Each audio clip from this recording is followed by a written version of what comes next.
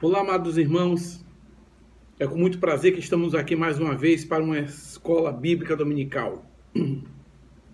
A última escola do terceiro trimestre de 2021, onde nós estudamos a doutrina de Deus.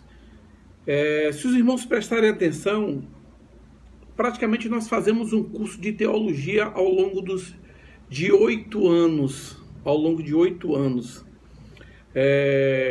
Nós iniciamos esse ano o livro de Gênesis e estamos estudando a Bíblia toda pelos próximos 8 anos.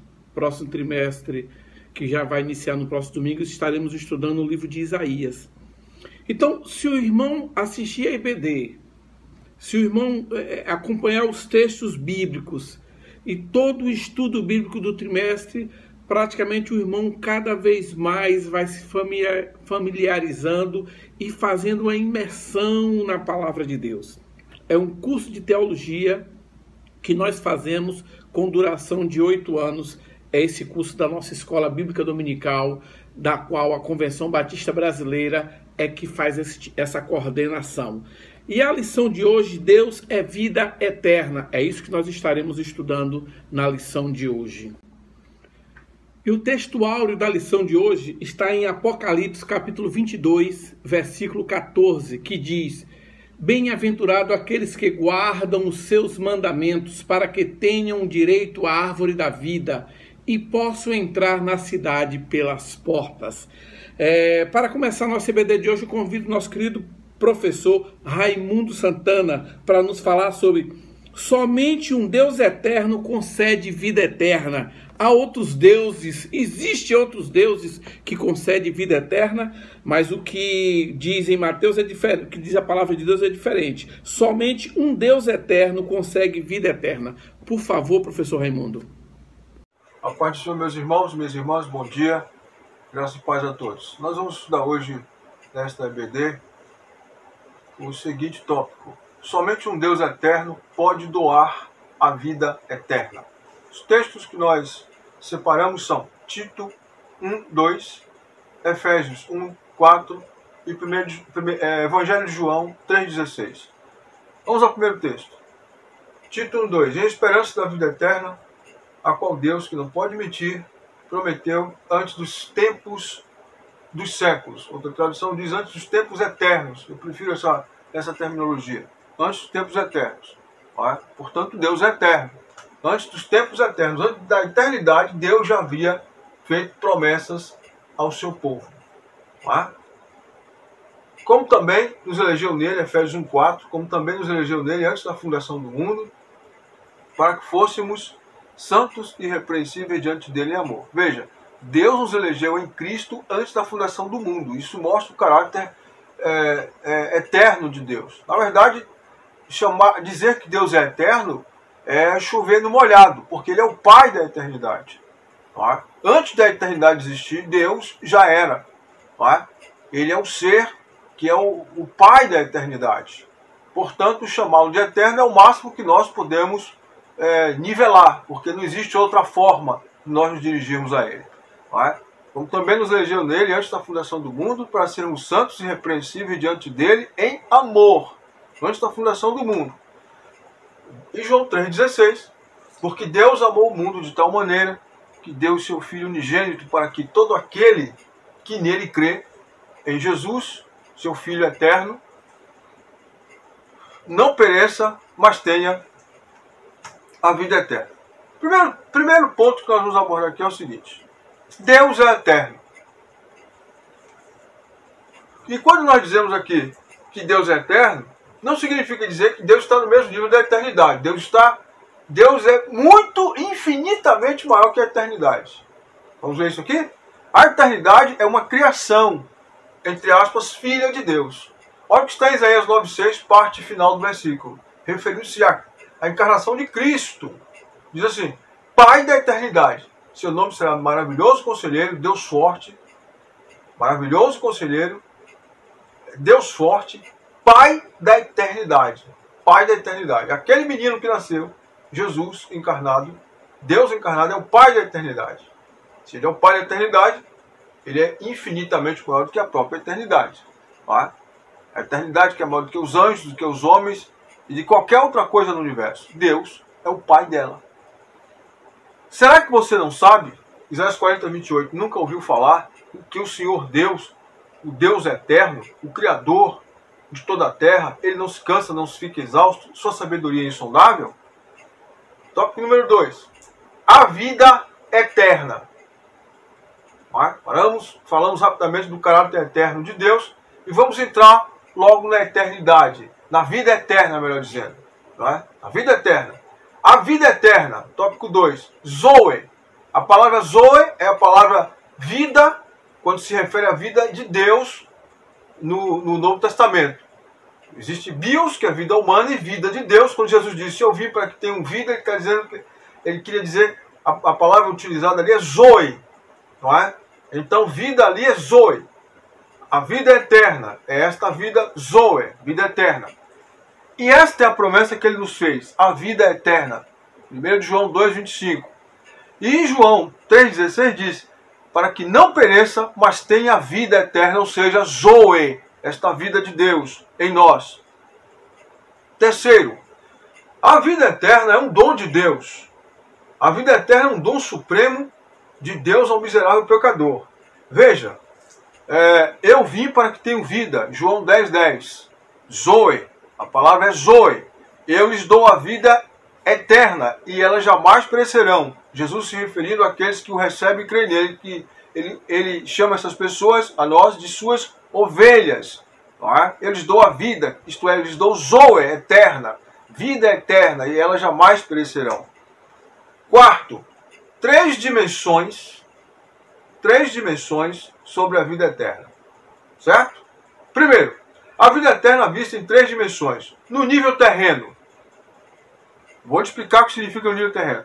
Na verdade, vos digo que aquele que crê em mim tem a vida eterna. Por que no nível terreno? Porque você começa a ter a vida eterna, nós começamos a ter a vida eterna ainda neste mundo.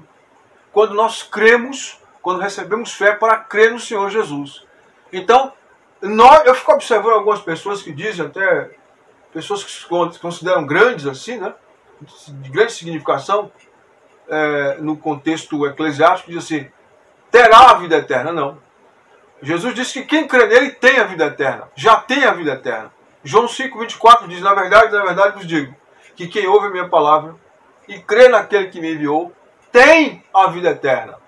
Aqui João 6,47 diz, tem a vida eterna. João 5,24 diz, quem ouve a minha palavra e crê naquele que me enviou, tem a vida eterna. Não entra mais em condenação, mas passou da morte para a vida. Jesus assegura que nós já temos a vida eterna hoje.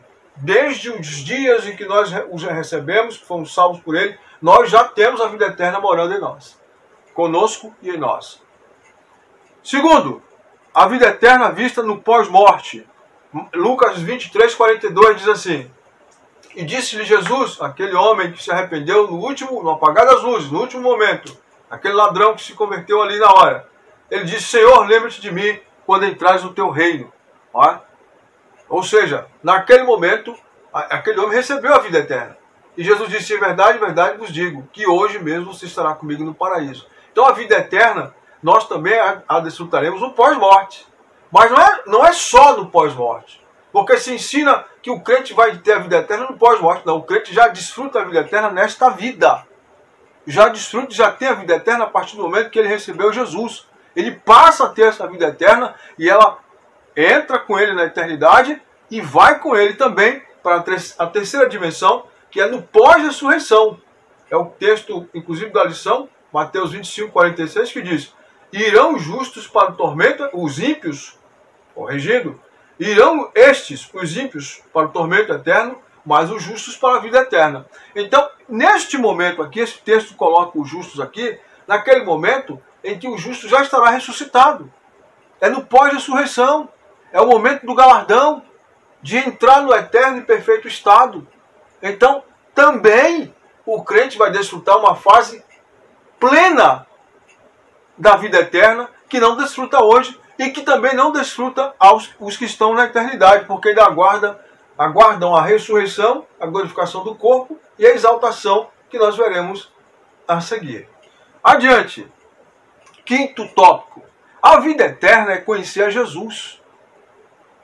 João 17,3 diz assim: e a vida eterna é esta, que te conheçam a ti só, por único Deus, e a Jesus Cristo a quem enviaste. Então a vida eterna é conhecer a Cristo e conhecer a Deus. Isso também é a vida eterna. Isso também faz parte da vida eterna. Este conhecimento, este envolvimento, este relacionamento que começa a ser desenvolvido com o Pai, com o Filho, através do Espírito Santo, que é a pessoa que nos introduz à presença de Cristo e à presença de Deus, nosso Pai. Sexto, a vida eterna é ser morada de Deus Pai, Filho e Espírito Santo. Olha o que está em João 14, 23. Jesus respondeu e disse-lhes, se alguém me ama, guardará a minha palavra, e meu Pai o amará, e viremos para ele e faremos nele morada. Está vendo? A vida eterna é ser morada de Deus Pai, Deus Filho e Deus Espírito Santo. Ora, se somos morada de Deus, começamos a ser morada de Deus aqui neste mundo, em espírito. Mas, assim como somos morada de Deus aqui neste mundo, assim como, preste muita atenção nisso que eu vou lhe dizer, assim como nós somos santuário para Deus aqui neste mundo, assim como nós somos a casa de Deus aqui neste mundo, porque Deus não habita em templos feitos por mãos humanas, na eternidade, Deus será a nossa casa. O próprio Deus será a nossa casa. Ele abre as portas dos céus, que é a sua casa, e Ele será a nossa casa. Entendeu? Hoje nós somos casa de Deus. Ele vem e faz morada em nós, o Pai, o Filho e o Espírito Santo. Mas naquele dia, o Pai, o Filho e o Espírito Santo vão abrir sua casa para que nós sejamos, para que eles sejam a nossa morada. Glória a Deus. Sétimo item, sétimo tópico. A vida eterna é um relacionamento com Deus, que se inicia aqui e que continuará no perfeito e eterno estado. Vamos ver isso aqui? A vida eterna é um relacionamento com Deus, que se inicia aqui e que continuará na eternidade, no perfeito e eterno estado. Vamos ver aqui esse texto maravilhoso de João, Evangelho 10, capítulo 10, 27 e 28, diz assim: as minhas ovelhas ouvem a minha voz. Eu as conheço e elas me conhecem. Eu dou-lhes a vida, e dou-lhes a vida eterna, e nunca hão de perecer, e ninguém as arrebatará da minha mão. E dou-lhes a vida eterna, e ninguém as arrebatará da minha mão. Ou seja, a vida eterna é este relacionamento com Deus e com Cristo que é desenvolvido através do Espírito Santo em nós, através da comunhão com sua santa palavra e da comunhão que é desenvolvida com os santos, que também igualmente são morada de Deus como nós e que partilham da presença do Espírito em seus corações, em seus corpos pela fé, e partilham do alimento da revelação, que é a palavra de Deus, a palavra eterna de Deus, nosso Pai. Então, a vida eterna é um relacionamento que se desenvolve com Deus. Ah, pastor, mas quando a gente morre, esse relacionamento é interrompido? Não, de forma alguma. Acabei de dizer que assim como nesse mundo nós nos tornamos morada de Deus em espírito, quando nós deixarmos esse mundo, Deus nos receberá na eternidade. Assim como neste mundo nós somos casa, morada, templo, santuário para Deus, na eternidade Deus abrirá sua casa, Deus será o nosso templo, Deus será a nossa morada para todo sempre. Não só o céu, mas o próprio Deus será a nossa morada. As minhas ovelhas ouvem a minha voz, eu as conheço e elas me seguem. Observe, isso é relacionamento. Eu as conheço, elas me conhecem, elas me seguem. Você não conhece alguém que você não segue. Você não segue alguém que você não conhece. Você só segue alguém que você conhece. E nós estamos conhecendo a Cristo dia a dia, de glória em glória, pelo Espírito e pela sua palavra. Oitavo, a palavra eterna é um dom, a vida eterna, recapitulando, ratificando, a vida eterna é um dom para ser recebido de imediato. Três aspectos aqui. Primeiro, a vida eterna é um dom para ser recebido de imediato. Vamos lá, imediato. Quanto ao aspecto de imediato, perdão e justificação. Nós elencamos aqui o texto de Marcos 2,5, que diz assim: E Jesus, vendo-lhes a fé, disse ao paralítico, vendo a fé do paralítico, vendo a fé de todos ali, disse ao paralítico: Filho, perdoados estão os teus pecados. O homem foi justificado naquele momento. Aquele homem paralítico foi perdoado, isto é, justificado naquele momento. Recebeu a salvação instantaneamente. E o nome disso é, o nome desse ato é justificação. É a vida eterna no ato de imediato da justificação. Ok? É um ato, a vida eterna é um ato para ser vivido. Santificação. A vida eterna é algo para ser vivido. Santificação e desenvolvido. Santificação, João 17,15, que diz assim: Não peço que os tires do mundo, mas que os livre do mal. Mas o texto que eu queria citar é: santifica-os na palavra, santifica-os na verdade, a tua palavra é a verdade. Santifica-os na verdade, santifica-os na verdade, a tua palavra é a verdade. Portanto, nós somos santificados. A santificação é um aspecto progressivo da vida eterna. É a vida eterna sendo desenvolvida em nós. Entende? Nós vamos fazer essa observação aqui. E temos também a vida eterna, um dom para ser recebido de imediato, para ser esperado. Ou seja, glorificação. É o aspecto da glorificação, que é algo futuro. Não é de imediato, já é algo futuro. Não é? Mas que diz assim, porque Romanos 8,18 diz: Porque eu tenho para mim que as aflições deste tempo presente não são para comparar com a glória que em nós há de ser revelada. É o aspecto, a vida eterna como glorificação, numa etapa que virá, não é agora. Agora nós recebemos a santificação, recebemos a justificação, estamos na santificação, iremos receber a glorificação e iremos receber também a exaltação. A vida eterna para ser alvo de nossa busca. A vida eterna é um dom para ser recebido de imediato e para ser alvo de nossa busca, exaltação. Apocalipse 3,21. Ao que vencer, lhe considerei que se assente comigo no meu trono, assim como eu venci e me assentei com meu Pai no seu trono. Portanto, será a exaltação, é o ato final. Não é? Nós seremos glorificados e aí Deus ainda vai nos exaltar para a glória do seu santo nome. Nono, a vida eterna é uma pessoa. A vida eterna é uma pessoa. João 11,25. Quem é essa pessoa?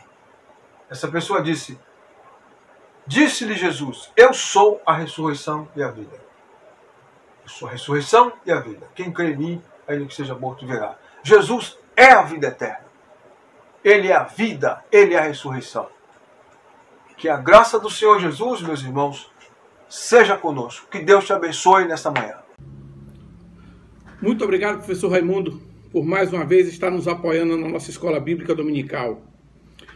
Eu queria lembrar aos irmãos o seguinte, que a EBD ela fica disponível no YouTube. Então, se o irmão não conseguiu assistir a EBD agora de manhã, assistir a toda, porque tem que ir para o culto, pode assistir à tarde, pode assistir amanhã, na segunda-feira, mas fica disponível, o irmão pode assistir em outro momento. E eu queria agora convidar o próximo professor para nos falar sobre a vida eterna nos faz praticar boas obras. E para isso eu convido o nosso querido professor José Carlos. Bom dia, irmãos. A paz do Senhor, que Deus abençoe a todos e que dê um domingo assim, cheio de alegria e de paz no coração. O tema da nossa lição de hoje é Deus é a vida eterna. E o texto áureo está lá em Apocalipse 22, versículo 14, que diz assim: Felizes os que lavam as suas vestes, para que tenham direito à árvore da vida e possam entrar na cidade pelas portas. É uma grande promessa. Essa cidade, a Nova Jerusalém, nós estamos aguardando ela, não é, meus irmãos? E o tema da nossa lição de hoje é: a vida eterna nos faz praticar boas obras. Então nós vamos começar conceituando o que é obra, qual é o conceito de obras, né? No sentido comum, obras são realizações, execuções, ações, procedimentos, né, e atuações, né? No sentido bíblico, nós temos a obra de Deus, nós temos a obra da carne, nós temos a obra da lei e nós temos as obras humanas, né? As obras de Deus indicam aquilo que foi e continua sendo feito por ele.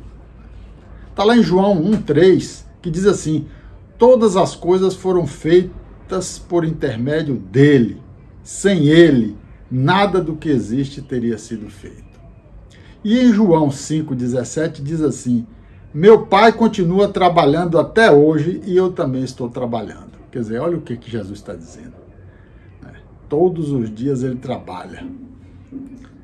Então, e as obras da carne? As obras da carne, olha o que está dito em Gálatas 5, 19 e 21, que diz assim: as obras da carne são, ora, as obras da carne são manifestas na imoralidade sexual, na impureza, libertinagem, idolatria, feitiçaria, ódio, discórdia, ciúmes, ira, egoísmo, inveja, embriaguez, orgias e coisas semelhantes, né? E Paulo diz assim: eu os advirto, como antes já os adverti, que os que praticam essas coisas não herdarão o reino de Deus. Nós temos também as obras da lei, que diz em Romanos 3,20, diz assim: portanto, ninguém será declarado justo diante dele, baseando-se na obediência à lei, pois é mediante a lei que nos tornamos plenamente conscientes do pecado. E as obras humanas, né? As obras humanas, por sua vez, podem ser boas ou ruins. Porém, Deus espera de nós que nós façamos boas obras, né? E as boas obras são fruto do coração que crê e que confia em Deus. Está lá em Efésios 2,10 que diz assim: porque somos criação de Deus, realizada em Cristo Jesus, para fazermos boas obras, aos quais Deus preparou antes para nós as praticarmos. Então, meus irmãos, as nossas atitudes revelam um pouco da essência do que somos, né? Por isso precisamos crer, porque sem fé não conseguimos agradar a Deus. E manifestar a prática dessa fé através das boas obras, né? Portanto, a vida do cristão tem que na vida do cristão, a fé e a obra, elas devem ser aliadas, caminharem juntas, né? Porque a fé sem a obra é morta. Tiago mesmo diz lá em 2:24 a 26, diz assim: assim como o corpo sem o espírito está morto, também a fé sem a obra está morta. É importante informar também, viu, meu irmão, que as obras não salvam ninguém, né? E Efésios é bem claro quando diz isso aí, lá no versículo 2, de 8 a 9, que diz: pois vocês são salvos pela graça, por meio da fé. E isso não vem de vocês, é dom de Deus, não por obras para que ninguém se glorie. E o que é que a Bíblia fala sobre as obras? A Bíblia é o nosso guia, é a nossa guia, né? É o nosso guia, quer dizer, a Bíblia nos revela, nos dá o ensinamento, né? E as boas obras são consequência da salvação e é um sinal de uma fé sincera. Em Mateus 5,16 diz assim: assim brilhe a luz de vocês diante dos homens, para que vejam as suas boas obras e glorifiquem ao Pai de vocês que está no céu. Está vendo, meus irmãos? E Jesus diz assim: se eu não realizo as obras do meu Pai, não creiam em mim, mas se as realizo, mesmo que não creiam em mim, creiam nas obras, porque para que possam saber e entender que o Pai está em mim e eu no Pai. Está lá em João 10, 37, 38. Como é que nós devemos fazer a obra de Deus? Fazer a obra de Deus é abdicar do seu eu, né? É viver segundo a vontade do Pai. Deus, ele é amor, mas ele é justiça, e ele vai recompensar cada um pelo que cada um fez aqui na terra, né? Pelos seus atos, né? A obra do cristão, a obra de Cristo, ela é muita responsabilidade de você fazer a obra de Cristo. Ela muda a vida das pessoas. A palavra de Deus, ela é viva e eficaz, né? Para fazer a sua obra é oferecermos o melhor a Deus, nós precisamos de dedicação e integridade. Né? Dedicando é você se envolver no projeto, né? Ter intimidade e comunhão com Deus. Olha que Deus diz assim, chegai-vos a mim e eu chegarei a vós. Né? E a minha intimidade eu só dou para aqueles que me buscam, aqueles que me temem. E a integridade é o modo agradável de viver, né? É a santidade, é a justiça, é a honestidade, é a humildade. E a gente procurar sempre estar dentro do que está determinado por Deus, não querer ultrapassar os limites que a sua palavra nos revela, né? Então, meus irmãos, concluindo, as pessoas podem ser reconhecidas por aquilo que costumam fazer. Através dos seus frutos ou práticas, cada indivíduo revela o caráter, como está escrito em Mateus. Vocês o reconhecerão por seus frutos. Pode alguém colher uva de um espinheiro ou figo de ervas daninhas? Quem é salvo vê a necessidade do próximo e procura ajudá-lo. O cuidado ao próximo não é chave para a salvação, e sim a manifestação da graça de Deus em nossa vida. É o fruto de um coração convertido. Devemos praticar as boas obras como se estivesse fazendo para o próprio Jesus, né? Assim como os salvos demonstram que são salvos pelas suas obras, né? Os perversos se qualificam para a perdição por suas maldades. A ira de Deus virá sobre os maus. É apenas uma questão de tempo. No dia determinado por Deus, eles ouvirão de Jesus dizer o seguinte. Está lá em Mateus 25, 40, 41. Digo-lhes a verdade, o que vocês fizeram a alguns dos meus menores irmãos, a mim o fizeram. Então ele dirá aos que estiverem à sua esquerda, maldito, apartem-se de mim para o fogo eterno, preparados para o diabo e os seus anjos. E em Mateus 25, 46 diz assim, e estes irão para o castigo eterno, mas o justo para a vida eterna. Meu irmão, durante esse tempo que você está aqui na Terra, vivendo aqui, né, neste corpo, e que um dia você vai ser ressuscitado, enquanto você estiver aqui, multiplique o talento que Deus te deu, né, fazendo as boas obras. E está dito lá em Mateus, olha o que ele diz sobre a questão do talento, pois a quem tem, mais será dado, e terá em grande quantidade, mas a quem não tem, até o que tem lhe será tirado. Lance fora o servo inútil nas trevas, onde haverá choro e ranger de dentes. Não é para a gente se assustar, mas para a gente estar preparado, buscar sempre estar em comunhão com Deus, fazendo as suas boas obras. E um dia Jesus vai voltar para buscar a sua igreja. Eu vou pedir ao irmão Gil que nos louvem com o hino 112 do cantor cristão, Vencendo Ver Jesus. Que Deus abençoe a todos, muita paz, muito amor, tudo de bom neste domingo. Pai, nós te agradecemos por este momento, no nome de Jesus. Amém. Já refúgio a glória eterna de Jesus, o Rei dos Reis. Breve os reinos deste mundo seguirão mais suas leis. E os sinais da sua vida mais se mostram cada vez. Vencendo, vem Jesus. Glória, glória, aleluia. Glória, glória, aleluia. Glória, glória, aleluia. Vencendo, vem Jesus. Meus irmãos, nós vamos ter uma vida eterna com Deus. Os dias serão de felicidade plena pelos séculos dos séculos. Já pensou? Dias apenas de felicidade? Meus irmãos, esse que vai ser a vida eterna com Deus. E agora eu convido um outro professor para nos falar sobre o Deus eterno tem uma palavra eterna. E para isso eu convido nosso querido professor Gilson. Bom dia, Meus amados e queridos irmãos da nossa amada e querida Igreja Batista Sião, é uma alegria estar aqui nesta manhã, mais uma vez, para estudarmos um pouco da Palavra de Deus.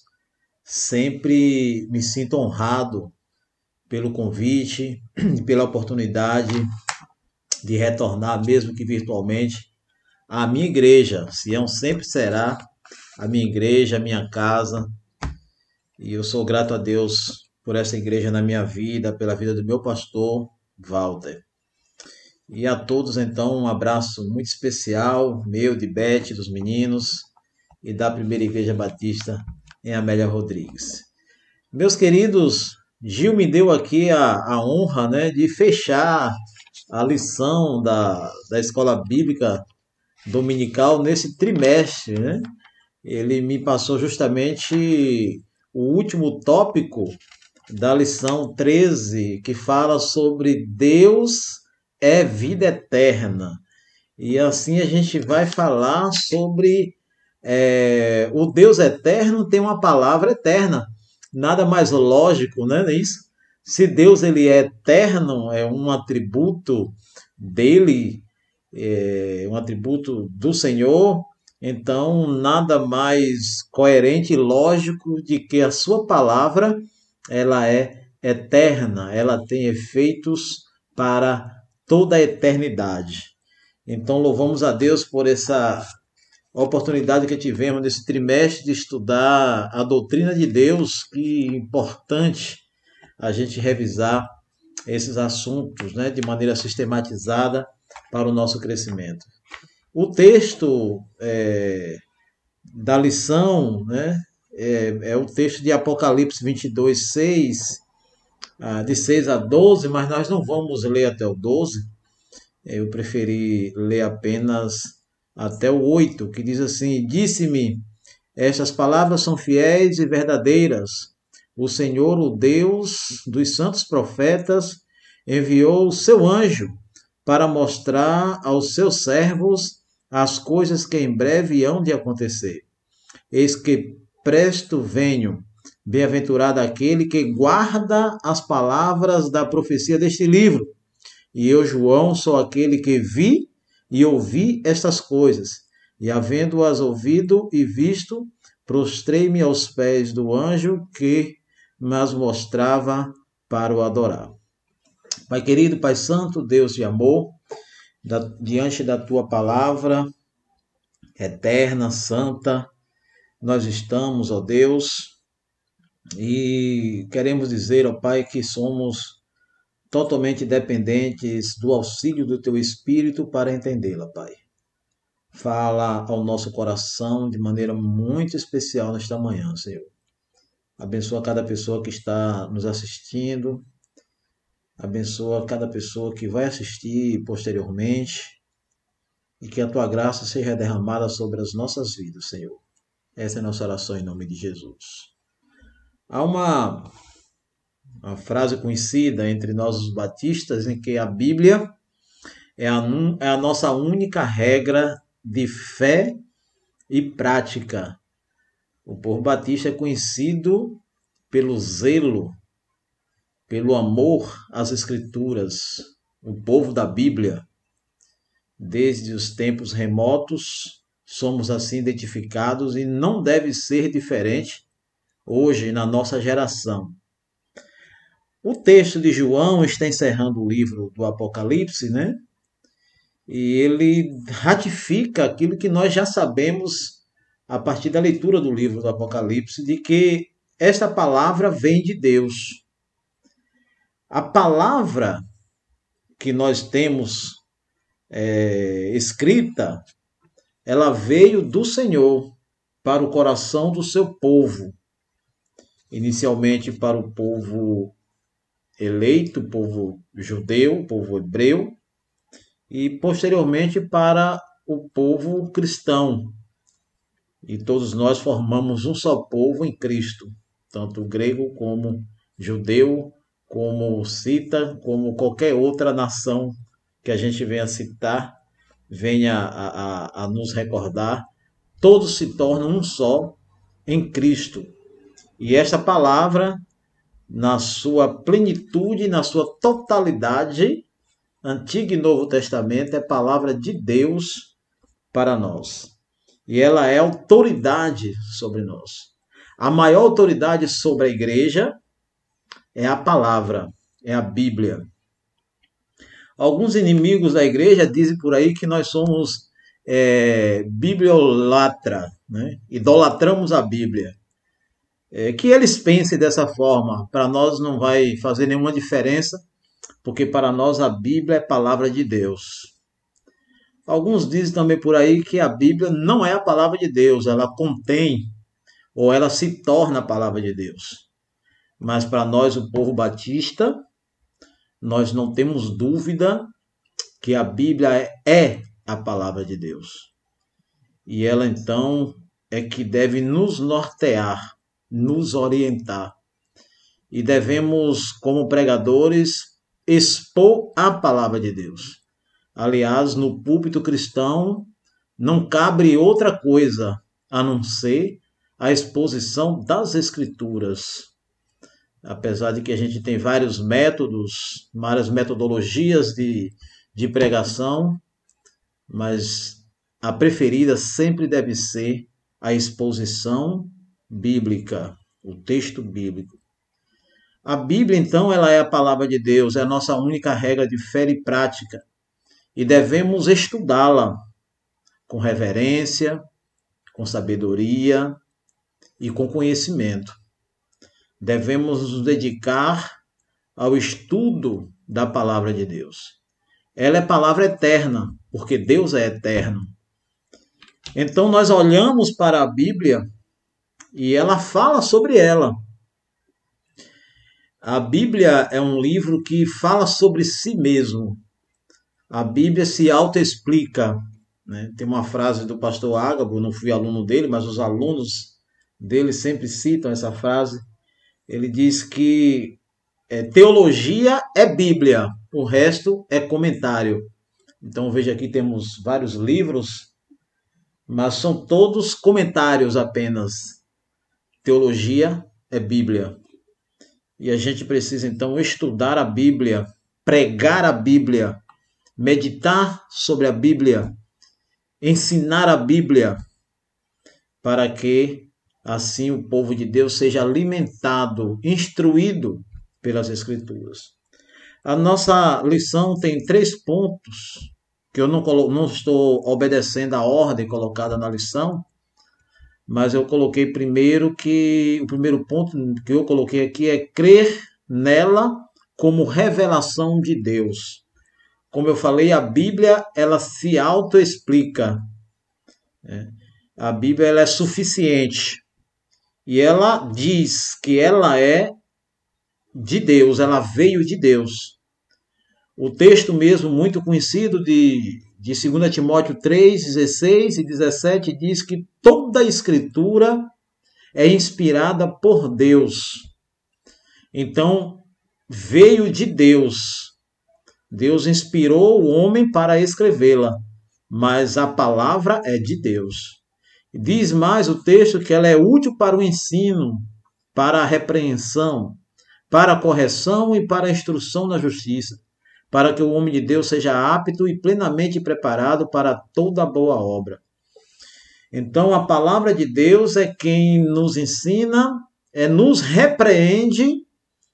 Aliás, em uma época, em uma geração que cada dia está sendo mais difícil a utilização da disciplina, a disciplina eclesiástica, nós precisamos, pelo menos, disciplinar pela pregação da palavra, porque o simples fato dela ser pregada já repreende, ensina, corrige para a instrução na justiça, para que o homem de Deus seja apto, a partir dessas possibilidades, por meio da palavra, seja apto e plenamente preparado para toda a boa obra. Ainda outro texto nesta perspectiva de que a palavra ela é a revelação de Deus. Eu cito Hebreus 4:12 que diz: pois a palavra de Deus é viva e eficaz. Não é uma palavra qualquer. Ela é viva, porque Deus é vivo. Deus é eterno. A sua palavra, ela é viva, ela nunca morre. Ela sempre estará em evidência. Então ela é viva e eficaz. Ela tem eficácia. E mais afiada que qualquer espada de 2 gumes. Ela penetra até o ponto de dividir alma e espírito, juntas e medulas, e julga os pensamentos e as intenções do coração. Então a Bíblia ela vai afirmar que ela é palavra de Deus. E nós cremos dessa forma. Nós cremos e olhamos para as Escrituras com a reverência devida, com o valor devido, com a importância devida e com o coração disposto a ouvir Deus falar conosco. Um pregador uma vez disse, se você quer ouvir Deus falar com você, leia as Escrituras, porque Deus fala, porque aqui é palavra de Deus. E eu louvo a Deus porque eu aprendi a amar as Escrituras aí na Igreja Sião. Nosso pastor é um exímio pregador, expositor das Escrituras. O segundo ponto, o primeiro é crer nela como revelação de Deus. O segundo é tê-la como um referencial para um estilo de vida. Eu sou apaixonado pela Bíblia porque ela nos dá orientação para todas as áreas da vida da gente, até nessa época, vamos dizer assim, de pós-modernidade ou época de modernidade, com tantas novidades, mas os princípios são os mesmos. Eles não mudam e a Bíblia tem orientação. A Bíblia é um referencial de estilo de vida para todas as gerações. Ela vai falar sobre o casamento, ela vai falar sobre o namoro cristão, ela vai falar sobre testemunho, ela vai falar sobre a vida financeira, social. A Bíblia ela nos orienta em toda a nossa maneira de viver. Meus amados, e como nós estamos precisando nos adequar à forma bíblica de vida. Eu digo com muito pesar que a cada dia a gente vê os crentes se distanciando das Escrituras, se distanciando das santas letras e seguindo ideologias, seguindo, nada contra cada um ter sua ideologia política ou qualquer outra coisa, mas isso aí é coisas que são superficiais. A Bíblia que deve ditar o nosso estilo de vida. Outros seguem outros pensamentos filosóficos, sociológicos. Aliás, os nossos púlpitos por aí afora estão cheios dessas coisas, E pouca Bíblia. Então, o cristão do século XXI precisa olhar para as Escrituras e tê-la como um referencial de estilo de vida. Jesus, na sua oração sacerdotal, ele diz: santifica-os na verdade, a tua palavra é a verdade. Oh, glória a Deus, que palavra linda de Jesus, rapaz. Que nós sejamos santificados na palavra.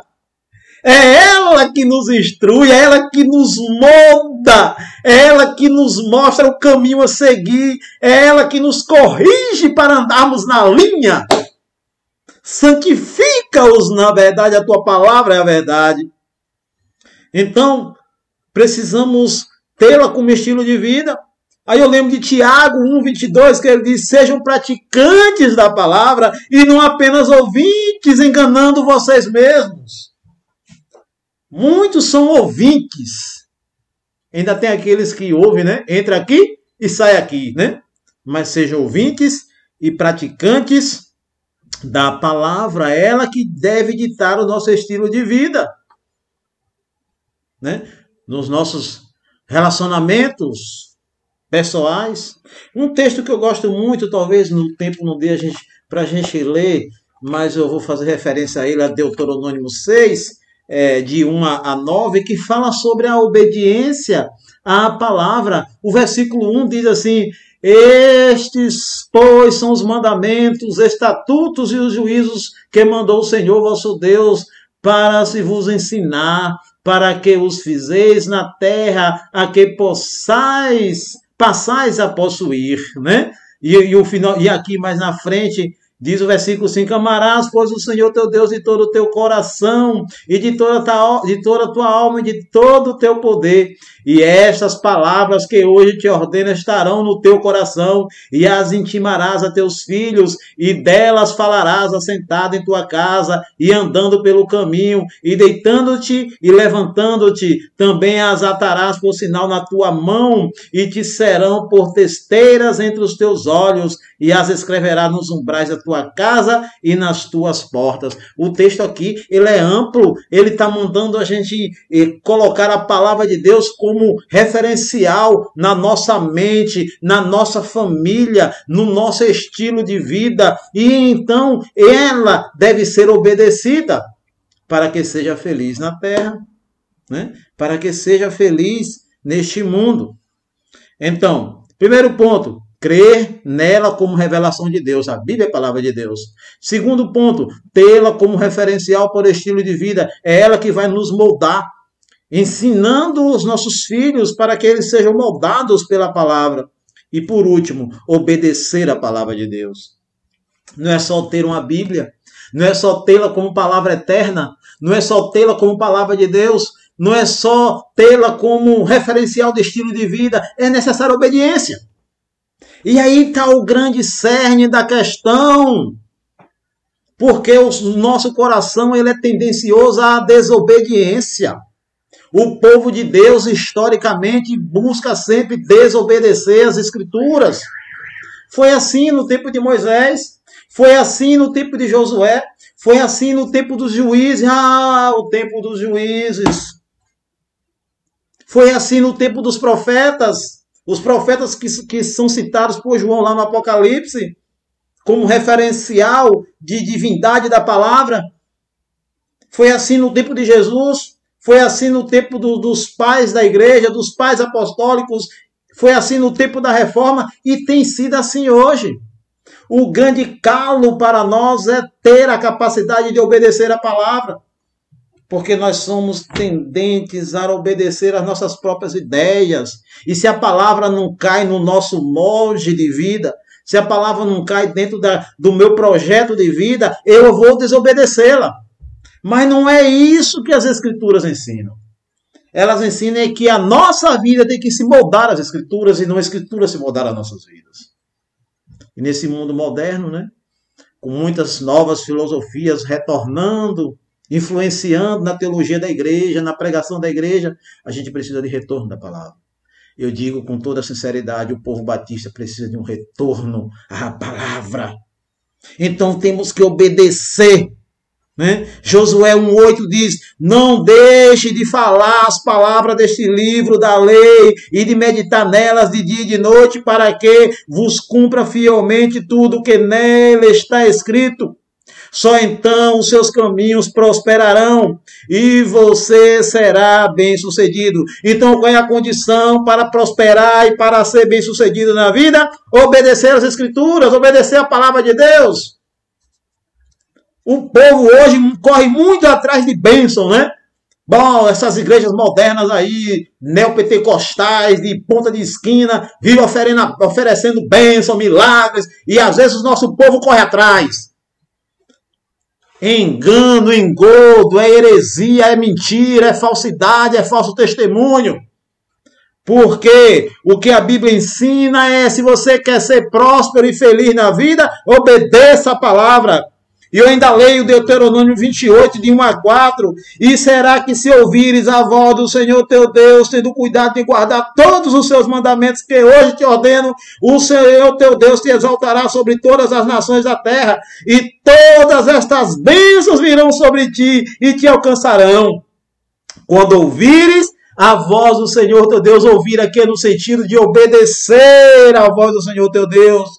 Aí vem uma lista de bênçãos. Bendito serás na cidade, bendito serás no campo. Bendito o fruto do teu ventre, o fruto da tua terra e o fruto dos teus animais e as crias das tuas vacas e das tuas ovelhas reticências, porque o texto segue. Se queres ser feliz e próspero na vida, obedeça às Escrituras, obedeça à Bíblia, porque ela é palavra de Deus, ela é eterna, irmãos. Glória a Deus por isso. E que a gente possa fazer como Paulo aconselha aos Efésios, falando sobre a armadura. Em Efésios 6,17, olha, use o capacete da salvação e o quê? A espada do Espírito, que é a palavra de Deus. Ela é uma espada de 2 gumes. Ela é rica, ela é eficaz. Retorne à palavra de Deus, estude a palavra de Deus, medite na palavra de Deus. Não espere para abrir sua Bíblia só no sermão do pastor, não. Aliás, aí em Sião ainda tem o risco de você não abrir nem no sermão, porque o nosso pastor já tem de costume botar o texto bíblico no data show, para aqueles que não têm Bíblia, para o visitante que vem sem Bíblia. E muitos crentes nem abrem mais a Bíblia, nem mesmo no sermão do pastor. Então abra, medite, aprenda, ensine e obedeça a palavra de Deus, porque ela é palavra de Deus. Ela é eterna e ela conduz você para a eternidade. Que Deus nos abençoe. Que Deus nos ajude a sermos novamente conhecidos como o povo da Bíblia. E que a frase usada por nós, os batistas, que a Bíblia é a nossa única regra de fé e prática, seja uma verdade nesse tempo de tantas ideologias, né? De tantas filosofias, de tantas divagações filosóficas que a gente tem por aí afora, e tudo que é cantinho, né? Que a gente nos circundando, que a gente leia e ame as Escrituras Sagradas. Que Deus abençoe a todos. Pai querido e amado, obrigado por essa oportunidade. Obrigado por falar a tua palavra, Deus, eterna, santa.